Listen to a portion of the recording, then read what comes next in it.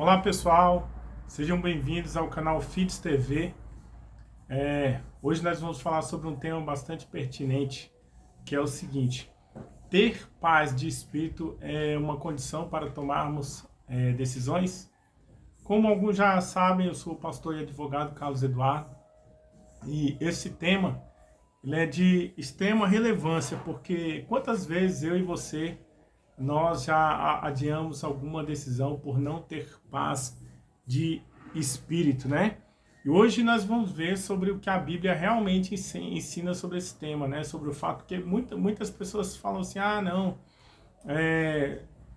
pegam Colossenses capítulo 3, verso 15 e falam o seguinte, não, antes de tomarmos uma decisão de comprar uma casa, de fazer um investimento,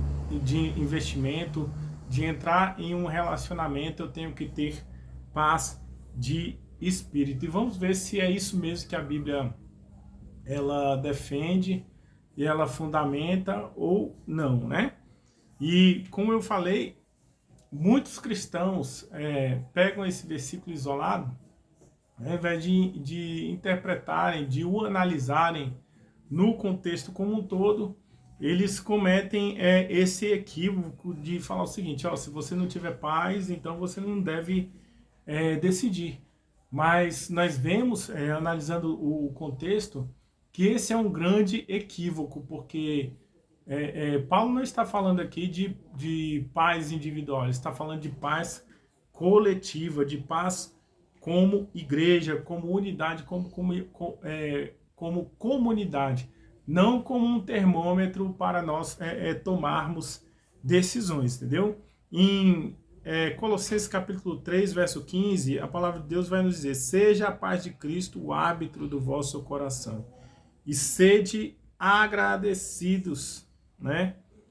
Aqui, e sede a qual, não, vou ler de novo. Seja a paz de Cristo o árbitro em vosso coração, a qual também foste chamados em um só corpo, e sede agradecidos.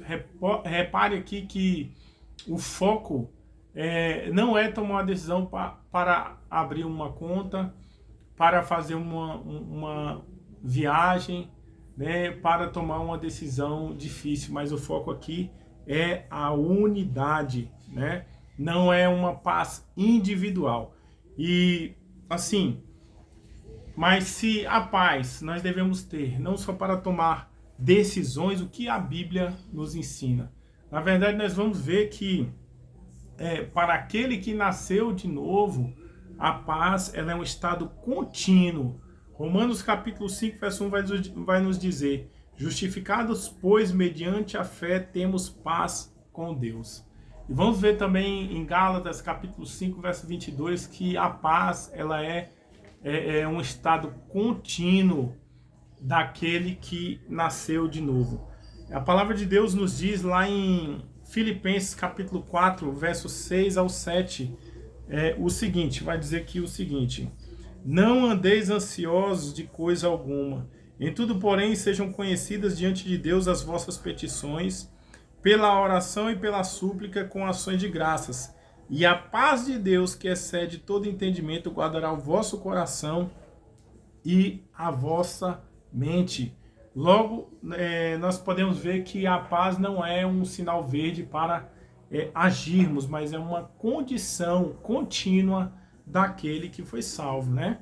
Nós vemos também que Paulo vai dizer lá em Colossenses capítulo 3, verso 15, e sede agradecidos.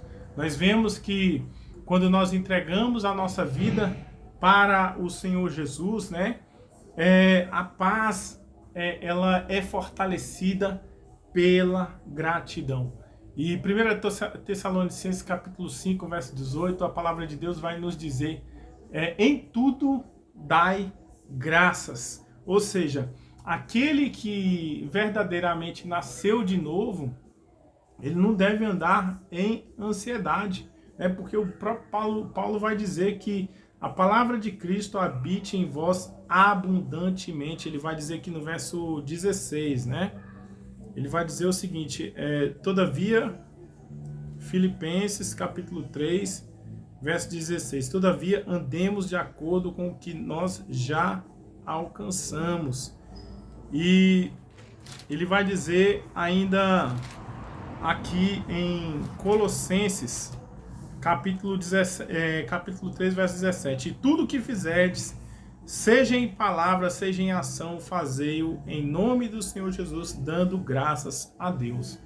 Veja que a gratidão é algo que aumenta, né, a paz no nosso coração. Que a paz não deve ser buscada apenas quando nós vamos tomar uma determinada decisão de um casamento, ou de abrirmos um negócio, ou de tomarmos uma decisão importante, mas ela é uma condição contínua. Ela é um dos frutos do Espírito Santo para aquele que nasceu de novo, né? Então, a palavra de Deus, ela é clara em dizer que deve habitar a palavra de Deus deve habitar ricamente dentro dos nossos corações. Então, eu pergunto para você, como viver essa paz contínua? Filipenses vai dizer, não andeis ansiosos, mas fazei conhecidas todas as vossas súplicas, petições e orações diante de Deus, e a paz que excede a todo entendimento inundará o vosso coração. Então, uma das formas de nós termos paz constante e não andarmos ansiosos é justamente através da oração.